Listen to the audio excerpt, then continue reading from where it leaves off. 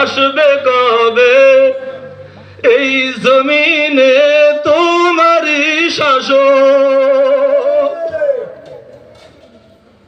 ও মালিক, কোথায় তুমি লুকিয়ে আছো? তুমি একটু তোমার কুদরত দেখো, শক্তি দেখো, জীবন আমার সার্থক হয়ে যাবে। সঙ্গে সঙ্গে আল্লাহ রাব্বুল আলামিন আসমানের ফেরেশতাদেরকে ডাক দিলেন।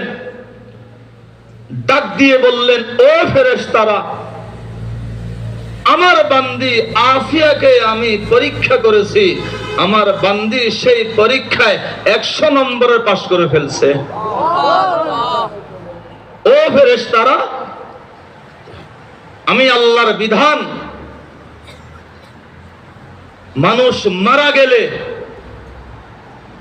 চোখের পানি দেহের রক্তের বিনিময়ে সে জান্নাতে ঢুকবে, সে জান্নাতের কাছে আসবে, কিন্তু আমার বান্দি আসিয়া কষ্ট করে জান্নাতে আসা লাগবে না, তোমরা জান্নাতটা তার কাছে নিয়ে যাও। রব্বি বিনিলি ইনদাকা